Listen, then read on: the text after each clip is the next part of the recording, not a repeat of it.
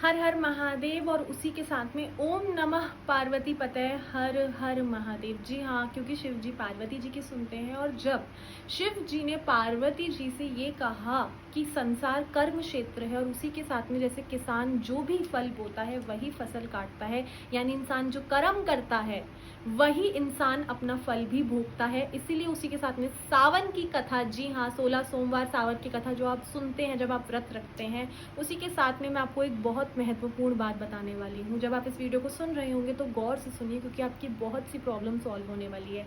हमें जीवन में व्यायाम करना होता है, उसी के साथ में हम अपनी फाइनेंशियल लाइफ को बड़ा अच्छे करने में लग जाते हैं। संतान पक्ष से हमें सब कुछ चाहिए, एजुकेशन लाइन में हमें बड़ा सब कुछ अच्छा करना है, माता पिता के द्वारा हमें सारे तरीके की सुख समृद्धि प्राप्त हो, उन्हें हम सारे सुख दे सकें, ये सभी हम मंत्र और जितनी भी कथा है सुनते समय यही हमारे मन में जो है चलता रहता है। बड़ी सारी डिजायर्स लोगों की होती है, वो हमें पूरी करनी होती है। लेकिन ये कथा एक चीज जरूर बताती है कि जब जब आपका चंद्रमा कमजोर होता है, जब हमारा गुरु बलवान होता है जुपिटर कुंडली में, तो एक औरत के लिए वही उनका हस्बैंड है। जी हाँ, जैसे कि एक आदमी के लिए उनकी वाइफ वीनस फीमेल प्लैनेट है, उसी के साथ में यदि आप संतान की प्राप्ति करना चाहते हैं तो आपका गुरु जो है ना कुंडली में अच्छा होना चाहिए। हम उसकी पोजीशन बहुत बढ़िया तरीके से चेक करते हैं कि अपनी एग्जॉल्टेड राशि में है कि नहीं है, या 9 और 12 जो हमारी राशियां होती हैं जैसे कि सेजिटेरियल और पाइसेस, ये हमें वो रूल कर रहे हैं क्या गुरु, हमें ये चेक भी करना होता है। तो सबसे पहले मैं आपको एक बात बता दूं, यदि संतान आप प्राप्त करना चाहते हैं तो ये कथा आप लोगों के लिए है, इसे ध्यान से सुने, थोड़ा समय लगेगा, समय निकाल के मेरी वीडियो को पूरा सुने। तो शिव जी जो है ना हमेशा पार्वती जी की क्यों सुनते हैं, क्योंकि पार्वती जी ने कड़ी तपस्या करी, अग्नि परीक्षा करी, भस्म होकर भी दिखा दिया इस धरती पर, और एक और रूप लिया जो कि काली माता ने ही रूप लिया था सती माता के शरीर में, और फिर पार्वती माता के शरीर में उन्होंने अपना देवी का रूप लिया। तो ऐसा उन्होंने क्यों करा, क्योंकि वो एक एग्जाम्पल सेट करना चाहते थे हम लोगों के लिए, जो कि कपल्स जैसे हम वैलेंटाइन मनाते हैं उनके लिए होता है। तो पार्वती जी उनसे कोई भी निर्णय लेने के लिए कहती है ना तो शिव जी मान जाते हैं, क्योंकि उन्होंने देखा है कि हाउ पॉजिटिव शी इज, यार ऐसा कैसा ऑरा है। शिव जी ने भी सोचा होगा पार्वती को देख के। तो पार्वती माता की हर बात जो है ना शिव जी कभी नहीं टालते। तो एक बार शिव जी ने कहा कि एक साहूकार, यानी एक ऐसा बड़ा व्यापारी जिसके पास धन की तो कोई कमी नहीं थी लेकिन उसके पास संतान नहीं थी, और वो पूरी श्रद्धा से जो है ना शिव जी की हमेशा उनको जल चढ़ाना, उनको खुश प्रसन्न करना, लेकिन उनकी मनोकामना एक संतान की थी। अब वो रोज जाके तो कोई उनके आगे बैठ नहीं जाते थे और ये शिव जी मुझे संतान दे दीजिए, और इस शिव जी मुझे संतान प्राप्ति चाहिए, नहीं, उन्होंने बस अपनी श्रद्धा भावना से नॉर्मली जनरली किया है, इतना ऑब्सेशन नहीं दिखाया उन व्यापारी ने। तो शिव जी ने उनकी सुन ली, और जब उन्होंने सुन ली तो पार्वती जी ने कहा इतनी श्रद्धा भावना उस साहूकार में, तो क्यों नहीं आप उनकी बात मानते और उनको संतान प्राप्ति दे देते। तो शिव जी ने कहा नहीं, ये कर्म क्षेत्र है संसार का, और उसने जो कर्म करे हैं उसके लिए इतना योग लिखा है, संतान का सुख नहीं है उसकी कुंडली में। तो उन्होंने बोला कि अच्छा नहीं है योग तो आप योग बना दीजिए, क्योंकि आप तो पूरे दाता हैं पूरे हमारे ब्रह्मांड संसार के। तो शिव जी के जो है उन्होंने पार्वती जी की सुन ली और उन्होंने बोला ठीक है मैं इसको वरदान दे देता हूँ, मैं उस व्यापारी उस साहूकार को वरदान दे रहा हूँ, संतान मिलेगी लेकिन सिर्फ 12 वर्षीय तक ही वो जीवित रहेगी।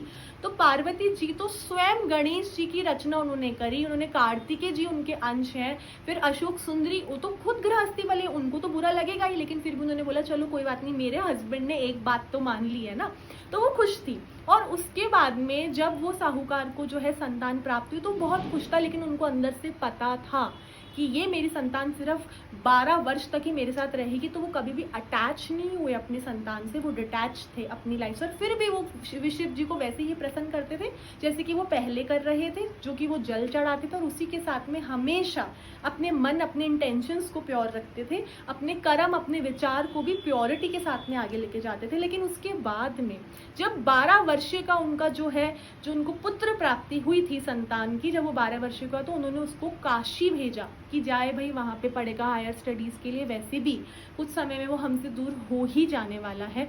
और उसी के साथ में साहूकार और उनकी वाइफ जो है प्रिपेयर्ड थे कि लाइफ के फ्यूचर के बारे में हमको पता है, हम प्रिपेयर्ड है, हमें कोई डर नहीं है, हमें कोई अटैचमेंट नहीं है। और जब उनका पुत्र सही सलामत 12 वर्षीय के बाद में भी सही सलामत था और उसी के साथ में उनको एक अर्धांगिनी भी मिल गई, तो वो खुद स्वयं शॉक्ड थे कि ये कैसे हुआ।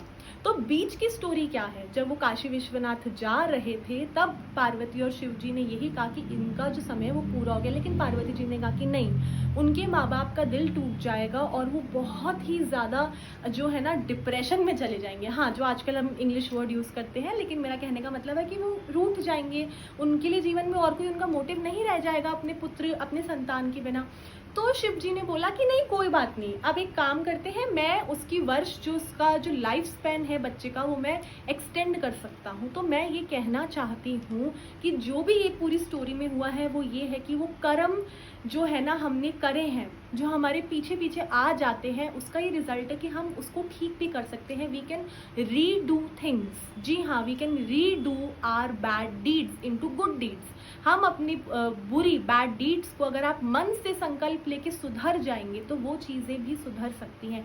यदि आपने नादानी में कोई गलती करी है तो उसका भी पश्चाताप करना ज़रूरी है, और यदि आपने जानबूझकर कुछ किया है तो उसके कर्म भी जो है ना, हम उस कर्मों को भी धो सकते हैं अपनी प्रार्थना से। और आपको पता है क्या, शिव जी ने एक और टेस्ट लिया। शिव जी ने उस 12 वर्षीय बच्चे का, उस पुत्र का एक टेस्ट लिया जिसमें वो पास हो गया। उन्होंने उससे ये जरूर पूछा था कि तुम्हें आखिर आयु क्यों चाहिए और क्या करोगे, क्या तुम्हें आगे जाके भोग लालच संसार का लेना है। तो उसने बोला नहीं, मुझे अपनी माता पिता की सेवा करनी है। और तभी से महामृत्युंजय मंत्र का जो है ना वो जाप हुआ था। ओम त्र्यंबकम यजामहे सुगंधिम पुष्टिवर्धनम उर्वारुकमेव बंधनान मृत्यु मोक्षयमामृतात्। ओम नमः शिवाय। चाहे इसका रिदम मैंने वैसे नहीं बोला हो जैसे गुरुकुल के बच्चे बोलते हैं, बट मंत्र जाप तो मैं भी कर रही हूँ, प्रोनाउंसिएशन को भी सही करने की कोशिश कर रही हूँ। तो हम इस मंत्र जाप को इसीलिए करते हैं कि हमारी लाइफ स्पैन जो है वो एक्सटेंड हो जाए। और जब वो बच्चा सिर्फ 12 वर्ष का था, अब आप 120 साल के होकर के भी बोल रहे हैं महामृत्युंजय मंत्र का जाप करेंगे और हमें हमारी लाइफ स्पैन आगे मिल जाएगी, तो वो मिलेगी। लेकिन शिव जी देखेंगे क्या जरूरत है, क्या आप इस धरती का कोई कल्याण करने वाले हैं। तो मैं यही आपको बताना चाहती हूँ कि माता पिता और हमारी संतान का पुराने जन्म का कनेक्शन होता है। यदि माता पिता आपके साथ में उस तरीके से नहीं है जैसे आप चाहते हैं और आपका बच्चा रूठ गया है, तो कहीं ना कहीं गलती दोनों की होती है, लेकिन वो ठीक भी हो सकती है। और आगे का फ्यूचर का हमें नहीं पता। शिव जी ने भी तो उनको 12 वर्ष का समय दिया था, बढ़ा दी उन्होंने उनकी एज, उनके अपने बच्चे को, संतान को उनकी प्राप्ति मम्मी पापा के पास में, माता पिता के पास में भेज दिया। तो शिव जी भोलेनाथ सच के भोलेनाथ है, और वो इसलिए भोलेनाथ है, वो महाकाल है और वो माता पार्वती की सुनते हैं। इसलिए प्लीज माता पार्वती की पूजा प्रार्थना करना ना भूलें। आप उनके पूरे गणेश, उनके पूरे परिवार की आप पूजा करना ना भूलें। यदि आपको लंबे बाल चाहिए, यदि आप अपनी हेल्दी बॉडी चाहते हैं, आप अपने जीवन में कोई सुख भोग विलास, आप कोई ग्रीडीनेस आपके अंदर, आप कुछ भी करना चाहते हैं, वो शिव जी देते हैं। क्योंकि शिव जी की योजनाएं हमारी जो डिमांड्स होती हैं लाइफ की, उससे कहीं बेहतर होती है। हर हर महादेव। कितनी देर की बनी है पता नहीं।